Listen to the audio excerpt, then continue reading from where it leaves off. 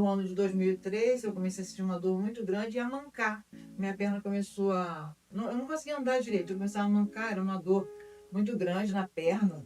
A dor se espalhava pela virilha, eu tinha umas cólicas. E aí começa a investigar, vai ao médico, enfim.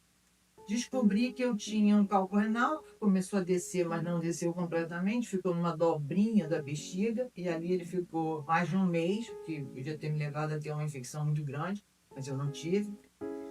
E eu cheguei a tirar esse cálculo e descobri também que a dor na perna era um problema na coluna. Eu não tinha mais discos, eu não tinha mais cartilagem entre as vértebras. L3, L4 e L5 estavam praticamente secos e aquilo ficava pinçando os nervos e estava realmente me deixando quase sem andar. E vai para o hospital e vai e fica, descobrimos isso. Mas quando falou em operar a coluna, o cálculo eu operei numa boa, mas quando falou em operar a coluna, veio a história da minha mãe, né? Minha mãe tinha ficado... E ela estava, nesse momento, em 2003, já na cama há anos, cheia de feridas, e eu tive muito medo. Né? O medo é uma coisa do ser humano, né? E eu tive muito medo de ficar igual a ela. Eu já tinha me aproximado dela, porque depois que eu, adulto, eu me reaproximei da minha família biológica, né? E me reaproximei dos meus irmãos. É muito difícil, foi muito difícil, é um processo muito difícil, porque a rejeição para uma criança é uma coisa que marca demais no ser humano. Então eu já tinha essa aproximação com ela, então eu visitava ela sempre e eu via ela naquele sofrimento. Graças a Deus ela não tinha tanta dor com as feridas e tudo, porque na cirurgia o lado dela todo foi lesado e era o lado exatamente que ela tinha uma ferida muito grande. E ela ficou mais de 15 anos na cama. E aquilo tudo veio à minha cabeça e eu fiquei com muito medo. Mas o médico falou para mim, ou você vai operar, ou você vai ficar igual a sua mãe realmente na cama, sem poder andar. E eu operei. Mas o meu marido nessa época já estava em alguma confusão, mas eu não tinha certeza. E 16 dias depois que eu operei a coluna, eu botei uma haste, 6 parafusos, prendi no meio da coluna, 3 vértebras. Ele mesmo me disse que ele estava com outra pessoa. E na hora eu lembrei, apesar da minha impossibilidade física, eu lembrei que eu tinha feito uma promessa. Não só a Deus, mas também a mim, que eu não ia querer mais aquilo. Aquilo já tinha me feito sofrer demais. E ali eu acabei com um casamento, tinha 16 dias que eu tinha operado a coluna. Então eu tinha operado para tirar a pedra, eu tinha operado a coluna, e aí vieram... E aí ele me falou, não, eu vou ficar com você até você ficar boa. Eu falei, Deus vai cuidar de mim. Você pode ir embora, Deus vai cuidar de mim. E assim, naquela confusão toda, no dia seguinte a gente descobriu que a minha filha passou mal e a pressão dela subiu muito. Ela é hipertensa, desde 19 anos a gente constatou isso. Ela toma remédio de pressão até hoje. E aí começou, né, fisioterapia todo dia, RPG, enfim. Mas como eu tinha que continuar a minha vida, eu tinha que levar minha filha para o médico, no dia seguinte eu falei com o médico que tinha me operado a coluna que eu precisava dirigir, eu precisava voltar a dirigir. E ele falou, não, de jeito nenhum. Você só vai poder dirigir daqui a uns 2 meses. Eu falei, doutor, eu não estou pedindo autorização para dirigir. Eu estou simplesmente te dizendo para você, se der algum problema, você não me abandonar, né? Dizer assim, tipo, eu não mandei você dirigir, quem mandou você dirigir, né? Então você se vira. E ele já tinha até ficado meu amigo. E ele falou, tá bom, se eu disser que você não pode, você vai. Eu falei, E eu fui. No dia seguinte eu levei ela pro médico, ele só falou assim, você bota o colete, né? E assim, você não pode pegar peso, você não pode empurrar o carro. Se acontecer alguma coisa, você para, né? Para e fica parada para alguém te ajudar. Mas graças a Deus, nada aconteceu. E eu toquei minha vida com muita dificuldade, com muito sofrimento, né? Porque ninguém acaba um casamento, quem já se separou sabe que não é fácil. E eu continuei a vida. Aí, eu emagreci muito, né? Agora eu tô mais magra porque eu tô com uma pré-diabetes, Mas na época eu emagreci muito de sofrimento, de não conseguir comer direito, né? E é muito difícil em Maricá. É uma cidade pequena, todo mundo me conhecia. Você começa a ser um filme que todo mundo vê e você fica com vergonha. É um misto de muitos sentimentos. Eu perdi muito peso e eu fiquei com o rosto muito fino, né? Assim, muito fino.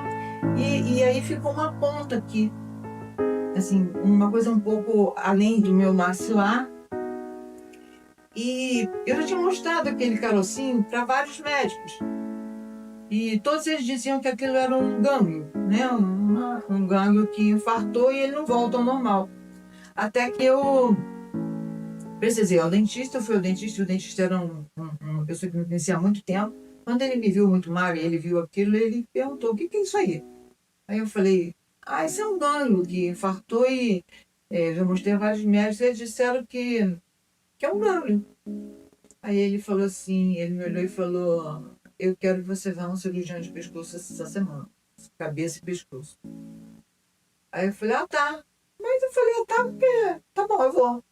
Aí ele me deu um telefone, que era do amigo dele, cirurgião, e ele falou: eu quero que você vá essa semana. Ele me conhecia muito bem, e o olhar dele, tipo, disse assim: tem alguma coisa séria aí, né?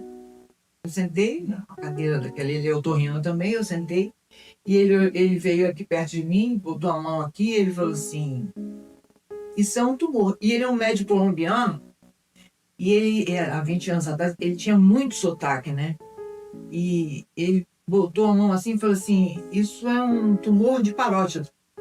Só que com o sotaque dele e a palavra tumor, eu parei de entender tudo que ele falava, ficou muito mais difícil de eu entender. Aí ele começou a falar que era um tumor de parótida e que, que eu tinha que operar, que a maioria desses tumores eram tumores benignos. E quando você escuta falar a palavra benigno, você na verdade escuta falar a palavra maligno, né? Porque logo te vem à cabeça que aquilo pode ser um câncer, né? E ele falou um monte de coisa e ele logo me deixou assim, sentou na mesa e começou a fazer os pedidos de exame. E eu achei aquilo muito esquisito. E ele falou assim: vou marcar a sua cirurgia para daqui a 20 dias. Eu falei: o quê? Ele falou: vou marcar a sua cirurgia que eu preciso operar. Você precisa operar. Eu tinha acabado de operar a coluna, ainda estava me refazendo daquilo. Eu fazia fisioterapia 5 vezes por semana. E aquilo me assustou muito, muito mesmo. Eu estava sozinha, né? E eu já saí de lá 10 horas da noite com os papéis desses exames para operar.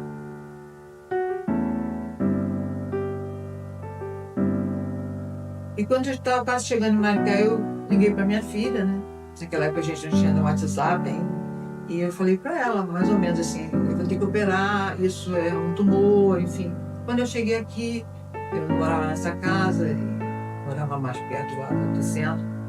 E a gente começou e choramos muito. Quer dizer, eu nem tinha saído de uma coisa, eu já estava chegando em outra, né?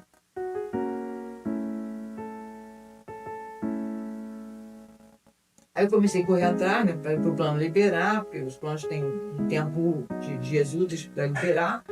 E comecei a correr atrás e comecei a fazer os exames, né? Comecei a fazer os exames, aí fui para a ressonância de parótida. Da ressonância de parótida eu custei achar um lugar em que eu pudesse fazer, porque não é qualquer lugar que faz. Aí foram 40 minutos de exame assim, eu sentia muita dor nas costas, e aquilo é uma maca dura, né? É aquele negócio na minha cabeça. Mas eu, graças a Deus, consegui fazer o exame. E eu pensava assim: meu Deus, me dá força, porque isso é só o começo. 6 meses depois da coluna, eu operei o câncer. Mas já era um tumor que eu não sabia o que era, se era câncer ou se não era, né? Ele tinha medido que a probabilidade de ser um tumor maligno era de 10%, né? Eu não ia ficar dentro de 10%, né? Não ia ficar. Claro que eu não ia ficar. Mas eu fiquei. Mas 10 dias depois, ele marcou para eu ir no consultório dele e tirar os pontos. E quando eu entrei, ele estava sentado e ele de cabeça baixa, rabiscando assim. Aí eu falei: doutor, eu fui ontem lá no consultório e o senhor não estava lá. Aí ele falou assim: passei mal. assim, mal, tive um pico de pressão, mas ele falava muito, muito sotaque, né? Aí começou, eu falei, eu passei mal, minha pressão subiu, eu recebi o resultado da sua biópsia. Doutor, mas tinha outra biópsia? Ele falou, tinha. A gente faz uma biópsia na hora, com um método, e depois a gente manda o material para fazer outra biópsia, e se o resultado veio e o que você tinha era um câncer e de alta malignidade. Aí eu tive um furinho no dedo do pé na hora e todo o meu sanguezinho foi saindo pelos meus dedos, né? Eu ainda estava com todos aqueles problemas para resolver, eu estava me recuperando da cirurgia de coluna, quer dizer, na verdade eu tinha me separado 6 meses antes, a minha vida estava um caos.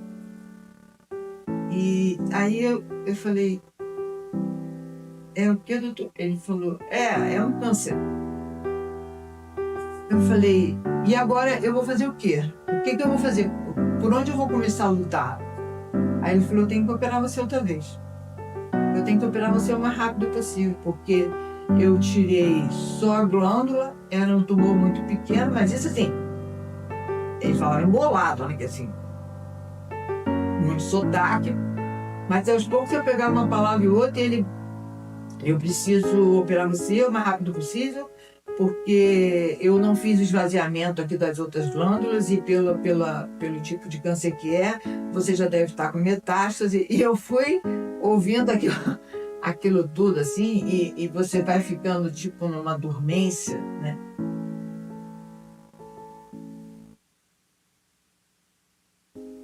Assim, eu posso te operar, isso era sábado de manhã, eu posso te operar na terça-feira, dia 2 de novembro.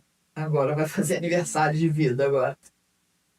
Eu vou fazer aniversário, né? Dia 2 de novembro. E eu falei, eu quero operar dia 2 de novembro. Ele falou assim, mas é muito difícil que você consiga, que o plano autorize em 2 dias. Quer dizer, você só vai ter segunda-feira para o plano autorizar.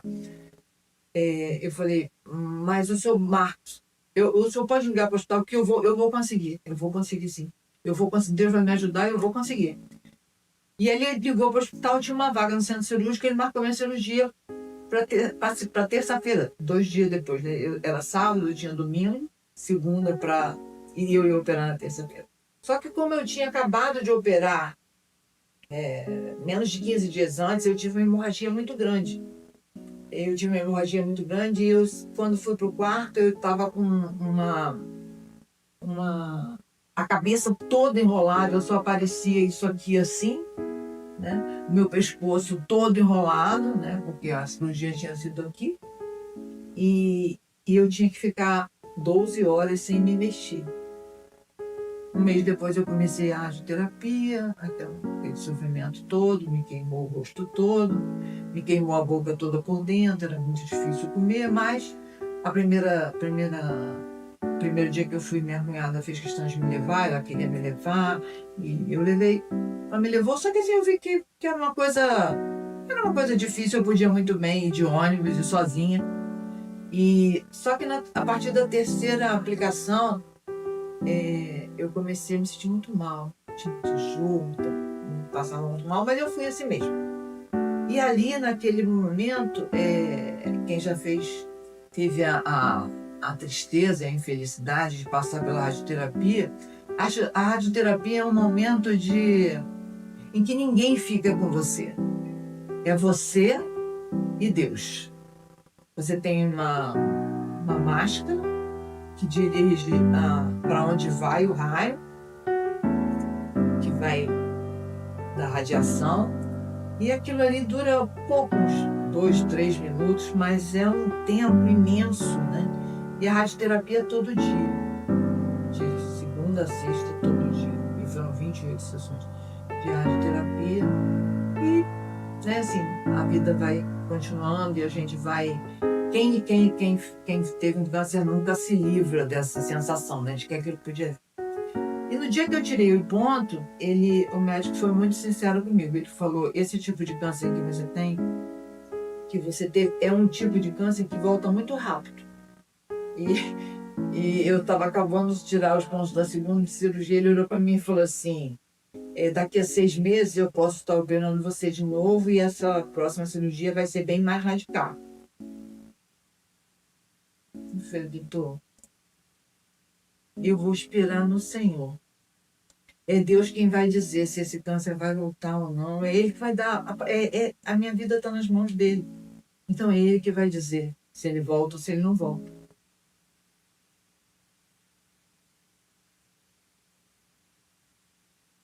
Assim, a palavra é... Se você achou que não precisava de Deus, né? Você tem passando a vida e realmente você ora. Às vezes a gente vai levando a nossa vida cristã um pouco sem... Ela é só parte de um contexto, né? Mas quando chega nessa hora que você tem um diagnóstico desse, de câncer ou de qualquer outra doença, ou de qualquer outra, uma perda na vida, uma dor muito grande, né? Você vai precisar de Jesus. Sem Jesus você não vai conseguir. Você precisa ter fé em Jesus. Você precisa acreditar que Ele nunca vai ficar indiferente à sua dor. Ele nunca vai deixar de ver o que você está sofrendo. E era o que eu dizia para mim. Quando no meu quarto eu tinha um monte de bilhete. Eu tinha um monte de versículos da Bíblia. Eu tinha um monte de pedacinhos de livro que quando eu começava sabe, porque nem toda hora você também está acreditando que vai dar tudo certo. Mas aí eu lia aquilo e aquilo me fortalecia. Eu via assim, eu não estou sozinha. Eu não estou sozinha, eu não estou solta no mundo. Eu tenho uma força dentro de mim que me habita, o Espírito Santo de Deus me habita e Ele vai me carregar, Ele vai me conduzir, seja pelo deserto que eu tiver que passar, passe o que eu passar, eu nunca vou estar sozinha. Eu nunca estou sozinha. Deus sempre vai cuidar de mim.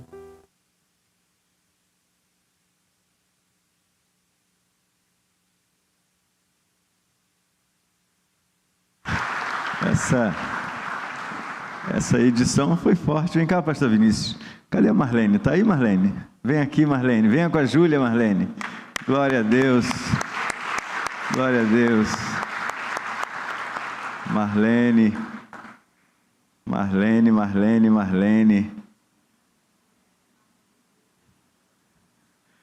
Quem não conhecia Marlene, agora conhece, né, Marlene?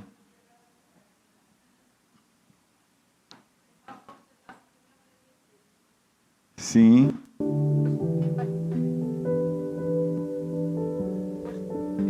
Na igreja antiga, todo mundo te conhecia bem, né? Vem para cá, pastor, pode vir. Você pode estender a sua mão para cá, nós vamos agradecer ao nosso Deus. Marlene deu seu testemunho. É interessante que a gente está chegando ao final desta série hoje, e vários irmãos falaram, pastor, não dei meu testemunho. Então a gente vai ter aí em 2026, se Deus quiser, a fase 2. Amém? Eu espero que você não dê o seu testemunho, amém? Mas se Deus te provar, pode ter certeza, Ele quer que você edifique, abençoe, fortaleça, encoraje a vida de pessoas que também passaram ou vão passar por situações semelhantes. Pode? Claro que pode. Eu queria agradecer Júlia, que está sempre ali, né, carregando, orando por mim. Mais ou menos nessa época, há 20 anos atrás, eu subi aqui, né, depois que eu vim da cirurgia, depois de uns dias, e quando as pessoas me viram, realmente o pastor Vladimir tinha me visto no hospital e a situação estava muito feia. Mas quando eu subi aqui, uns dias depois que eu vim na igreja, e eu agradeci, e eu quero agradecer de novo a Deus, né? 20 anos passaram e Deus, com os propósitos que Ele tem para a minha vida, tem me mantido vivo, e com essa minha amiga que está sempre junto comigo. Então eu queria agradecer a igreja que sempre orou e sempre ora por mim, porque o câncer é só uma das... Eu até falei com o Deus, eu ficaria aqui até amanhã, né, contando as coisas que eu tenho passado e os muitos milagres que Deus tem feito na minha vida. Muitos milagres mesmo. Obrigada. Glória a Deus, glória a Deus, glória a Deus. Senhor Deus, nós te agradecemos, Pai, pelo testemunho de vida da nossa irmã Marlene. São muitos anos vivendo debaixo da tua graça. De fato, grandes coisas fez o Senhor por ela. E hoje ela pode sorrir. Continua fortalecendo a tua filha, Pai. E que ela não se cale. Que ela fale tudo que o Senhor fez. As pessoas do seu relacionamento, por onde ela passar, onde ela estiver. Que ela seja uma prova viva de que o Senhor continua fazendo milagres. Obrigado por aquele médico, obrigado pelos enfermeiros, pelos técnicos, por cada local que acolheu a tua filha e deu a ela também as condições para a cura. E nós te suplicamos, Pai, continua com ela, fortalecendo-a e dando tudo o que ela necessita, tudo o que ela precisa.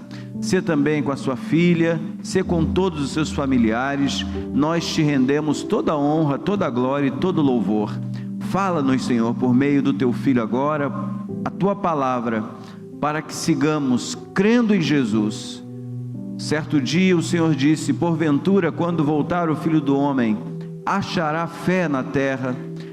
Ah, Senhor, que estes corações que aqui estão, no templo e nas casas, que todos nós não deixemos que a fé esmoreça, se apague, mas que possamos ser motivados a continuar acreditando.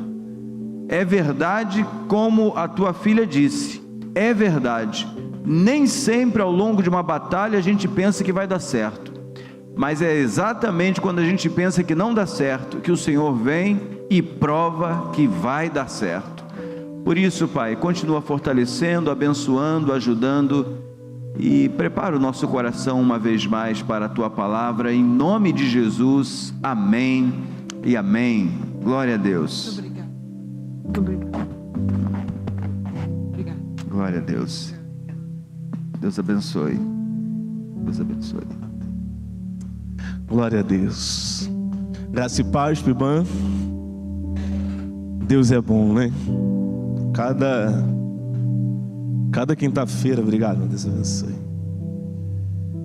Cada quinta-feira, né, que nós vemos e ouvimos um irmão testemunhando, né, das coisas que Deus tem feito, isso nos alegra, isso fortalece a nossa fé, isso nos motiva a crer. E como o pastor bem disse aqui, né, creia que o próximo é você. Amém?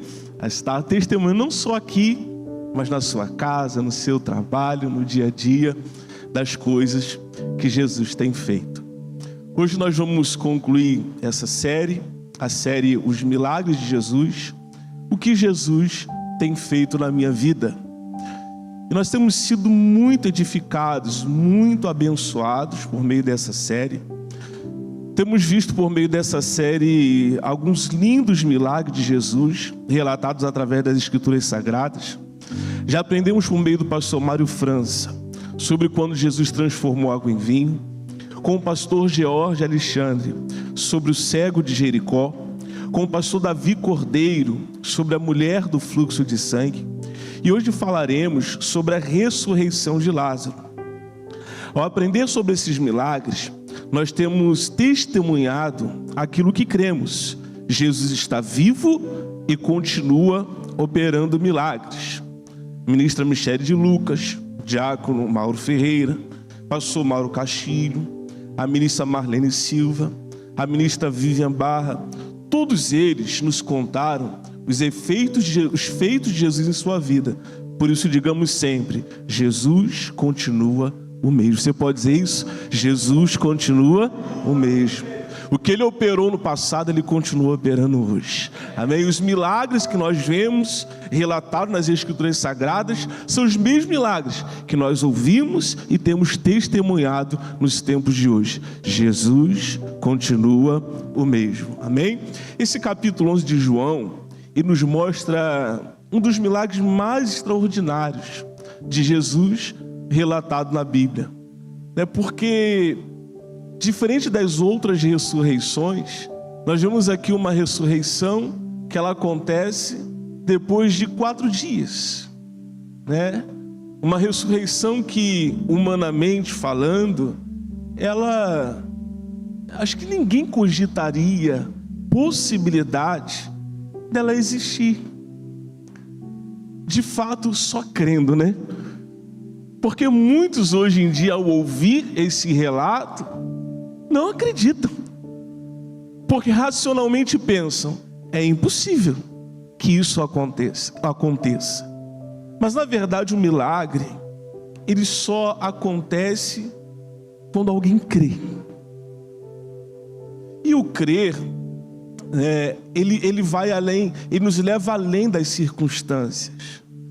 O crer, ele faz que a nossa fé, ela se sobreponha às adversidades, às impossibilidades. E a ressurreição de Lázaro traz muitas lições importantes, e nós vamos ver algumas aqui, e eu creio que o Espírito Santo há de continuar ministrando ao nosso coração. Mas vamos ler o texto? João capítulo 11, vou ler do versículo 32 ao 45. Se você pode acompanhar comigo, já está projetado na tela. Diz assim: assim que chegou ao lugar onde Jesus estava e o viu, caiu aos seus pés e disse: se o Senhor estivesse aqui, meu irmão não teria morrido. Quando Jesus viu Maria chorar, e o povo também, sentiu profunda indignação e grande angústia. Onde vocês o colocaram? Perguntou. Eles responderam: Senhor, venha e veja. Jesus chorou. As pessoas que estavam por perto disseram: vejam como ele o amava. Outros, porém, disseram: este homem curou um cego. Não poderia ter impedido que Lázaro morresse? Jesus, sentindo-se novamente indignado, chegou ao túmulo, uma gruta com uma pedra fechada à entrada. Rolem a pedra para o lado, ordenou. Senhor, ele está morto há 4 dias, disse Marta, a irmã do falecido. O mau cheiro será terrível. Jesus respondeu: eu não lhes disse que se você cresce, veria a glória de Deus? Então rolaram a pedra para o lado. Jesus olhou para o céu e disse: Pai, eu te agradeço porque me ouviste. Tu sempre me ouves, mas eu disse isso por causa de todas as pessoas que estão aqui, para que elas creiam que tu me enviaste. Então Jesus gritou: Lázaro, venha para fora. E o morto saiu, com as mãos e os pés presos com faixa, e o rosto envolto num pano. Jesus disse: desamarrem as faixas e deixem-no ir. Muitos judeus que estavam com Maria creram em Jesus quando viram isso. Digam graças a Deus. Eu creio que por meio da nossa vida, dos testemunhos, muitas pessoas têm crido e passarão a crer. Amém? Eu quero observar com você, de uma forma mais textual, alguns pontos importantes e ver lições que vão nos encaminhar na direção que Cristo quer. E o primeiro ponto é a mesma fala, atitudes diferentes. Primeira lição aqui: a mesma fala, atitudes diferentes. Jesus, quando chega ali, Lázaro estava morto, Ou seja, não existia mais o que pudesse ser feito. É o que todos pensavam. O que a Marta havia falado para Jesus, a Maria também fala. Só que há uma diferença, e se nós observarmos o texto, o versículo de número 32, pode colocar para mim? Diz assim, ó: assim que chegou ao lugar onde Jesus estava e o viu, caiu a seus pés e disse: se o Senhor estivesse aqui, meu irmão não teria morrido. Então, diferente da Marta, no versículo 21, que ela fala a mesma coisa, se o Senhor estivesse aqui, o meu irmão não teria morrido. A Maria, antes de falar, ela se prostra. A Maria, antes de falar com Jesus, ela se lança aos pés de Cristo. Ela se lança aos pés de Jesus. Ou seja, a fala foi a mesma, mas a atitude foi o quê? Diferente. E quando nós falamos em relação às promessas de Deus, o que falamos tem que ser como agimos. Imagina que eu diga: Jesus, me cura. Mas quando vem uma notícia ruim, eu digo assim: poxa, eu achei que eu ia ser curado. Imagina que eu ore ao Senhor para que Ele realize algo, mas a minha atitude, ela seja diferente daquilo que eu disse. A Maria, diferente da Marta, ela se lança aos pés de Jesus, reconhecendo: sim, Ele é o maior, Ele é poderoso, Ele está sobre essa situação. Como a irmã disse aqui no testemunho, eu gostaria de parafrasear o que ela disse: nem sempre, a pessoa está lá em cima, quando está enfrentando uma situação. Mas quando nós ousamos crer, e quando nós cremos em algo, nós cremos em Deus, nós cremos na sua palavra, a fé, ela é o quê? Fortalecida. Quando nós cremos naquilo que Jesus diz, a fé é fortalecida. Os olhos se abrem, vem a luz. E aquilo que talvez pareça que estava perdido, passa a ter um novo sentido. A maneira como nós agimos em meio às dificuldades faz toda a diferença. Transformar em ações o que muitas vezes declaramos vai determinar nossa caminhada de fé em direção ao milagre. Então o ponto não é o problema em si. Eu não vou focar no problema. O ponto não é o problema em si, e sim a maneira como eu vou agir diante daquela situação. A maneira como eu vou proceder diante daquele problema, daquela má notícia. A Maria, quando ela vai até Jesus, o que ela faz? Ela se lança, ela se prostra diante de Jesus. E essa atitude faz toda a diferença. Porque quando nós nos prostramos diante de Jesus, nós reconhecemos que Ele é Senhor. E se Ele é Senhor, Ele pode agir, nos abençoando, nos dando a solução. Se eu me rendo a Jesus, porque é assim, a notícia vem, e aí eu vou decidir a quem eu vou me render. As circunstâncias se levantam, eu vou decidir a quem eu vou me render. Porque a situação, se eu me colocar como servo daquela situação, aquela situação vai ser o meu Senhor. Já viu uma pessoa que às vezes ela tem tudo para dar certo, mas ela não consegue dar certo. Por quê? Porque ela simplesmente entendeu, por algum motivo ou circunstância, que ela não pode dar certo. Então a Maria, a fala dela foi a mesma do que a Marta. Se o Senhor não estivesse aqui, o meu irmão não teria morrido. Mas antes de falar, ela se lança aos pés de Jesus. Ela se prostra diante de Jesus. Às vezes nós andamos ansiosos, preocupados. começamos a adoecer nas nossas emoções. Por quê? Porque nós não nos lançamos aos pés de Jesus. Quando vem a má notícia, quando o gigante, ele se torna invencível, porque as armas que eu tenho, elas não são humanamente suficientes.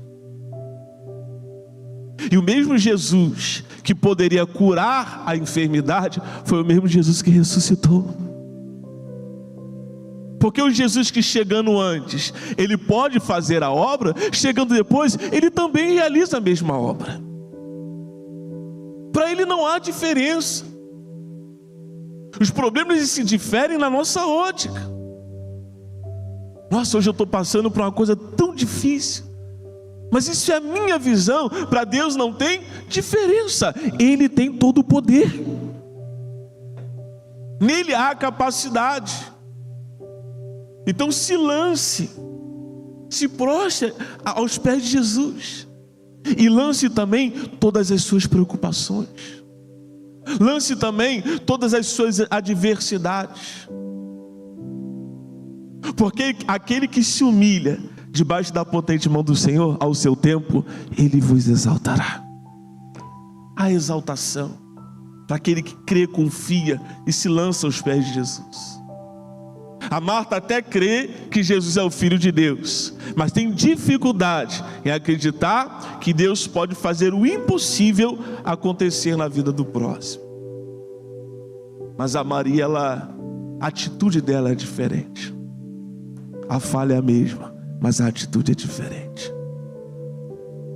Que possamos de fato, falamos muito daquilo que está escrito, mas de fato agimos como está escrito.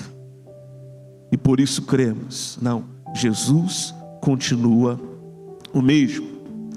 Versículo 35. O choro de Jesus. Jesus chorou. Está aí um versículo que é muito falado,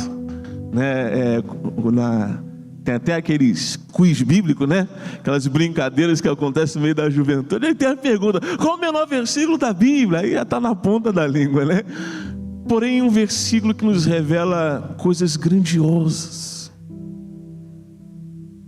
Primeiro porque Jesus sabia que ele ia ressuscitar o Lázaro. Sabia. Ele já havia dito isso. Não, essa enfermidade não é para a morte. Jesus sabia. Mas o fato de Jesus saber não causa nele indiferença à situação de Lázaro, das suas irmãs, porque Jesus tinha um amor, com quem Jesus tinha intimidade. Então o fato dele saber não gerou nele indiferença. E é uma lição, aqui Jesus dá uma lição de humanidade, uma lição de empatia. Aqui Jesus demonstra de fato o seu amor. Ele se comove diante do túmulo do seu amigo Lázaro. É tão bom, É tão bom. Eu creio que você deve ter a mesma sensação. Quando não há indiferença em relação ao que estamos passando. É tão bom, é ou não é? É tão bom quando alguém chega: olha, eu vou orar com você. É tão bom quando alguém chega e diz assim: olha, eu me importo com você, eu me importo com a sua situação. Mas diz que alguém, uma pessoa, não demonstre isso em relação ao que você está passando. Jesus se importa com você. Jesus se importa com a sua dor. Jesus se importa com os seus problemas. Por isso Ele está sempre presente. E é possível senti-lo presente. É possível saber que Ele está vivo ali presente ao nosso lado. Jesus chora diante do túmulo de Lázaro. Isso gera uma reação ali das pessoas, porque as pessoas reagem. As pessoas reagem às situações que nós estamos enfrentando. Poxa, quanto tempo eu não te vejo? Rapaz, estou passando por uma dificuldade. E ali sempre vai ter o quê? Uma reação. Não foi diferente. As pessoas reagiram ao fato, né, de Jesus estar ali chorando, né, se importando com a dor da Marta, da Maria, daqueles que estavam ali, sabe, enlutados. E é importante que nós tenhamos cuidado com a reação das pessoas, porque são reações diversas, é ou não é? O Moisés não teve muito cuidado, e descuidando foi lá e fez o que não podia fazer. Então é importante. O versículo de número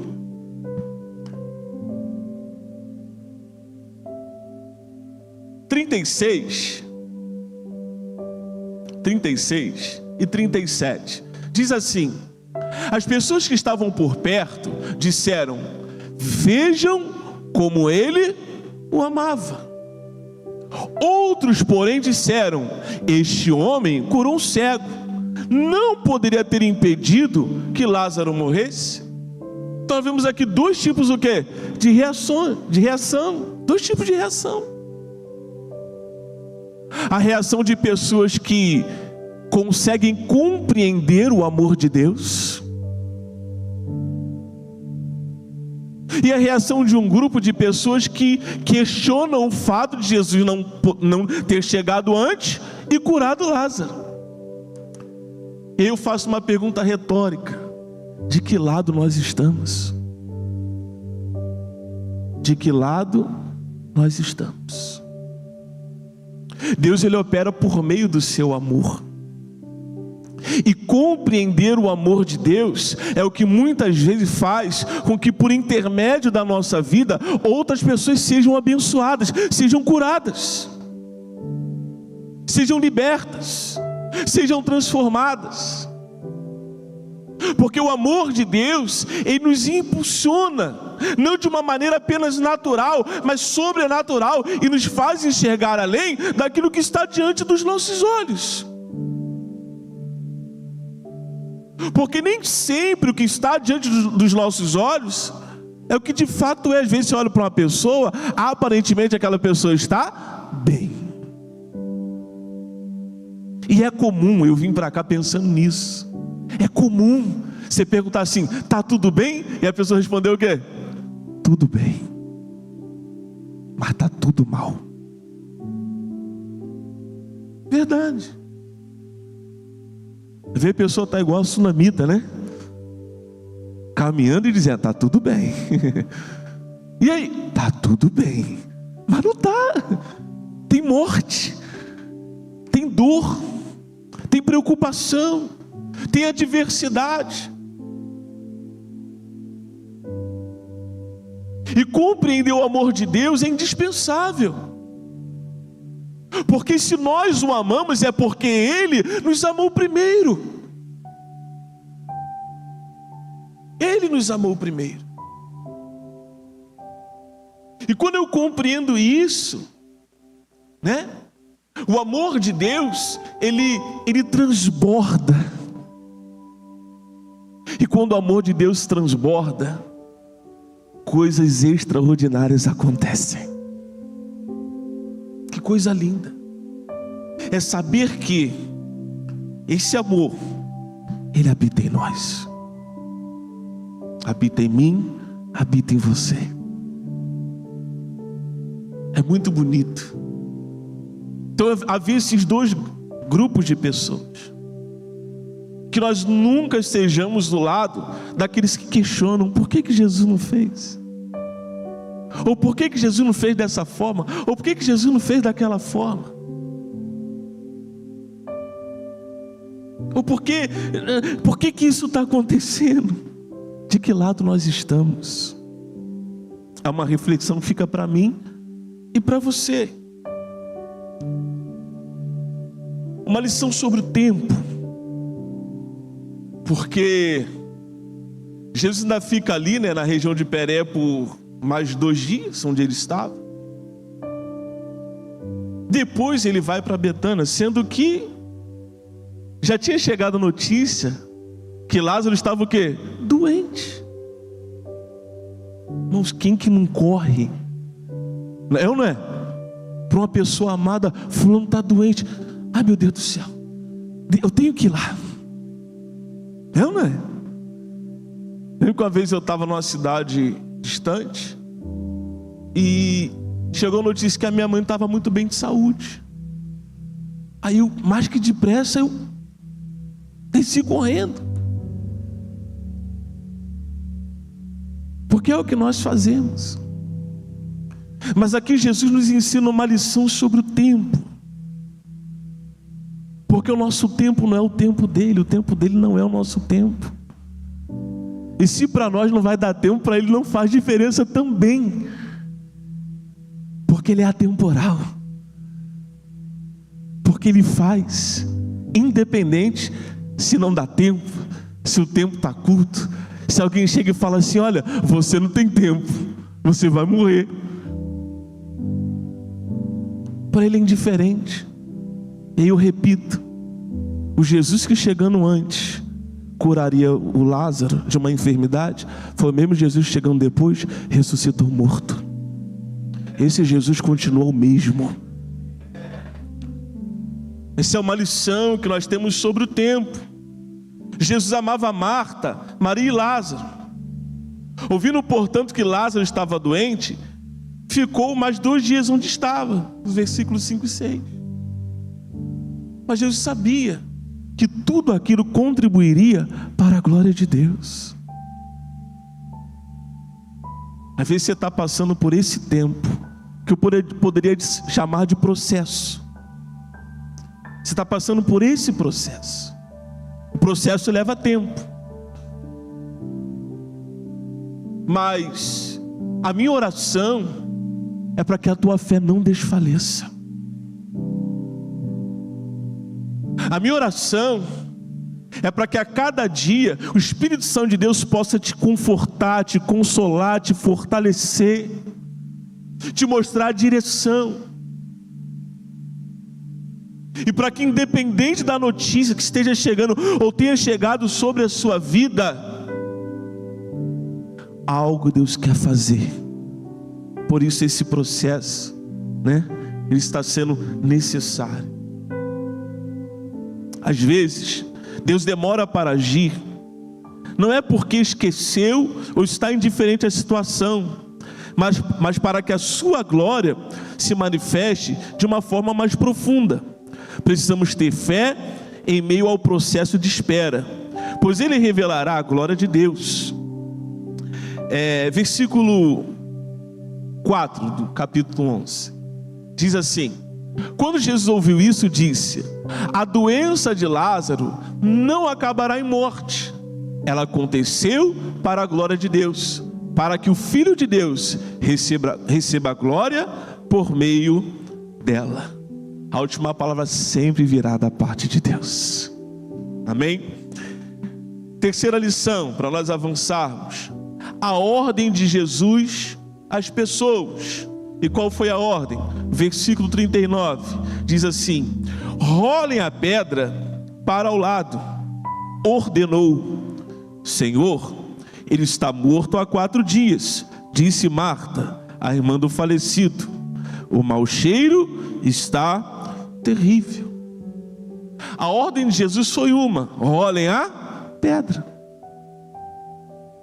Atente para a ordem de Jesus e não para as circunstâncias que estão em redor.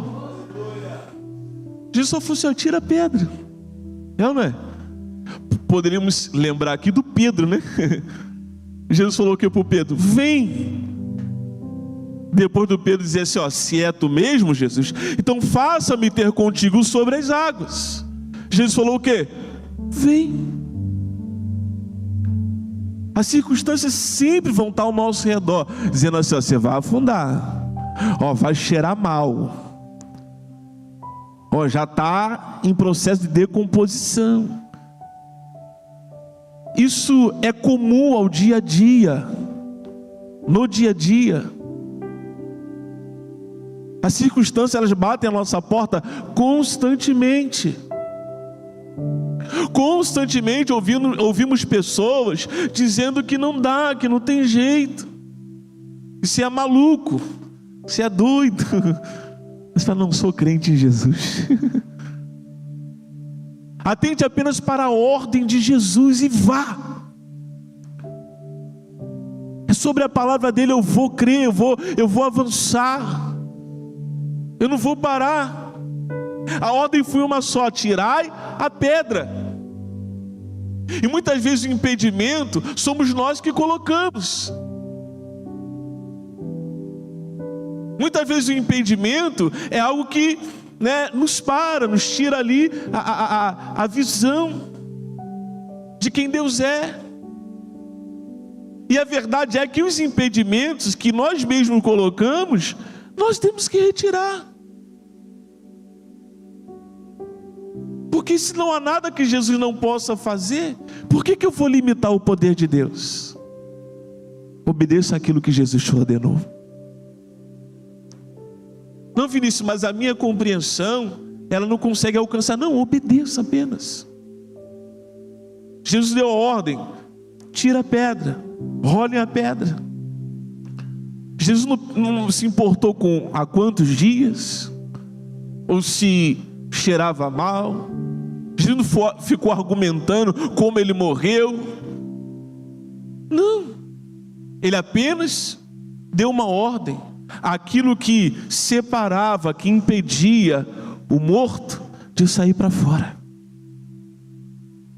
Porque tem coisas que muitas vezes estão entre nós e o milagre, e são impedimentos. Nem sempre a maioria tem razão. Nem sempre. O fato lá dos 12 espias nos ensina isso. Foram 12 espiar a terra. 10 começaram a desanimar o povo. E 2 tentando animar. Subamos animosamente. A maioria estava dizendo, não, nós vamos ser consumidos. Nem sempre a maioria tem razão. Não, mas eu conheço tantos casos que não deram certo. Nem sempre a maioria tem razão. A verdade é uma só, e ela liberta. É só tirar o impedimento. A pedra que separava Lázaro de Jesus e dos demais, o fato de estar morto há 4 dias, e o mau cheiro que sairia do túmulo, representavam para Marta as circunstâncias suficientes para que a ordem de Jesus não fosse acatada. Jesus precisou lembrar Marta do que ele já havia dito. E o que ele havia dito? Versículo 40. Jesus respondeu: eu não lhe disse que se você cresce, veria a glória de Deus? Que o Espírito Santo de Deus nos lembre as coisas que Ele tem falado no nosso coração, para que não venhamos sair do propósito, abandonar o lugar que Ele nos colocou.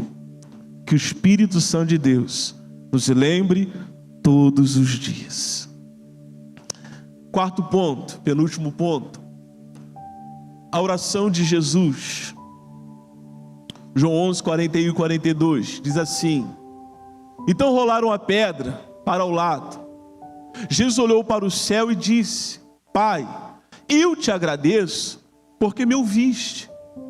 Tu sempre me ouves, mas eu disse isso por causa de todas as pessoas que estão aqui, para que elas creiam que tu me enviaste. Jesus aqui ora com confiança, grato por saber que Deus sempre ouve as orações. Mesmo antes de Lázaro ressuscitar, Jesus demonstra certeza no poder de Deus.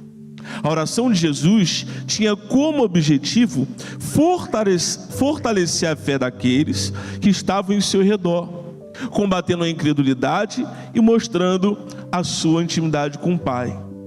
em situações humanamente impossíveis, eu digo para você uma coisa: ore. A oração, ela nos encoraja a perceber que Deus sempre está no controle de tudo. É verdade. E mais verdade ainda é que a carne nunca vai nos impulsionar para orar. É assim. A carne sempre vai nos impulsionar ao desespero, à incredulidade. É por isso que o Espírito está pronto. E é por isso que, independente da maneira como você esteja, ore. Vai ter dia que você vai orar só com as suas lágrimas. Vai ter dia que você vai orar só com o amém, o glória a Deus, Jesus me socorre. Mas o Deus que sonda o teu coração, que compreende a sua dor, Ele está entendendo tudo. Ele trabalha em favor daqueles que nele confiam. Ele trabalha. Ele não fica preguiçoso de mãos atadas, não. Ele trabalha. A fé, ela vem antes do milagre. Eu tenho a certeza que esse Jesus, Ele não mudou. E para quem crê, tudo é possível ao que crê. Não importa a circunstância, a fé vem antes do milagre. E para terminar, último ponto, a ordem de Jesus ao morto. Jesus dá a primeira ordem para as pessoas, e agora Ele dá uma ordem ao Lázaro, ao morto: venha para fora. Interessante, eu não coloquei aqui no esboço, mas eu estava assim meditando em pensamento, que quando Deus ele chama Abraão, querendo mostrar a Abraão a promessa, Deus lhe fala: ô Abraão, sai da tua tenda, vem para fora. Às vezes nós nos encontramos muito dentro do problema, da situação. Não estou dizendo que isso é anormal, ou que você não é de Deus ou não tem fé por fazer isso. Eu acho que todos nós já passamos por isso. Está tão envolvido em certas circunstâncias que nós só estamos enxergando o que está à nossa volta. E como eu disse, o que está à nossa volta são as circunstâncias, as adversidades. O Lázaro, no caso, ele estava dentro do túmulo. Se a pedra não fosse removida, ele nem conseguiria sair para fora. Então, quando nós tiramos os impedimentos e nós entendemos a voz de Cristo nos dizendo: vem para fora, nos retirando de fato de situações que cegam a nossa visão em relação àquilo, não que Ele vai fazer, mas que Ele já fez e colocou à nossa disposição, para que nós venhamos assumir ali aquela posição diante dele de filho, porque somos filhos, amém? E ninguém pode dizer o contrário.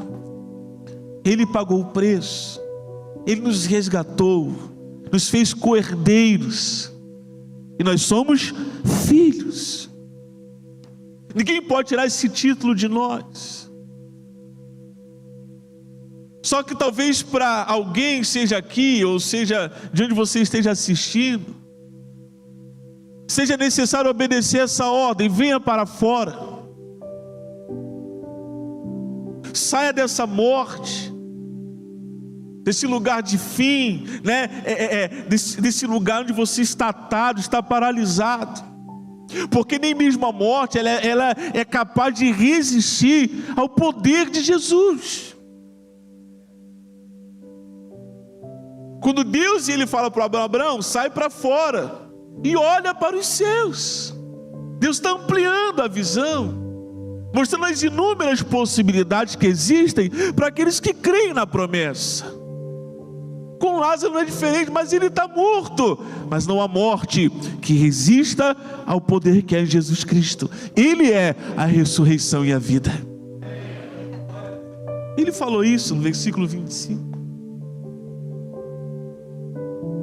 Que sobre a sua casa, em relação àqueles que hoje se encontram perdidos, Jesus ele é a ressurreição e a vida. E aonde quer que você esteja no seu trabalho, eu creio nisso. A ressurreição de Lázaro nos ensina sobre vida e restauração. Já era de 4 dias, né?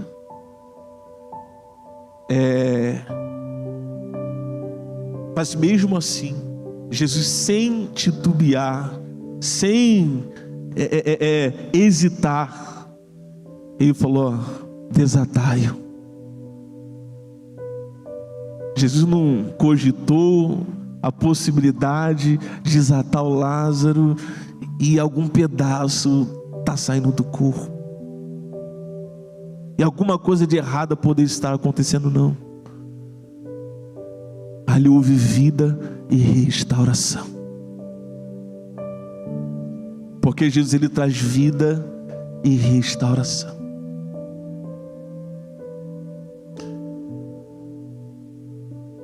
Versículo 44, capítulo 11. E o morto saiu com as mãos e os pés presos com faixas e o rosto envolto num pano. Jesus disse: desamarrem as faixas e deixem-no ir. Nada estará tão morto em sua vida que o poder de Deus não possa restaurar. Ainda que Deus pareça estar demorando, Ele está trabalhando em algo maior. O milagre aponta para quem devemos crer: Jesus. E assim, eu falei que numa outra oportunidade que nós não idolatramos um milagre, mas através dos milagres nós conseguimos enxergar um Deus que está vivo, que opera com salvação, o Deus da eternidade, que não desistiu de ninguém, está pronto para salvar. Ele é. Quem crê em Jesus não tem medo da morte, pois tem a vida eterna. Versículo 45, põe para mim, por gentileza. Muitos dos judeus que estavam com Maria creram em Jesus quando viram isso. Quem não creria?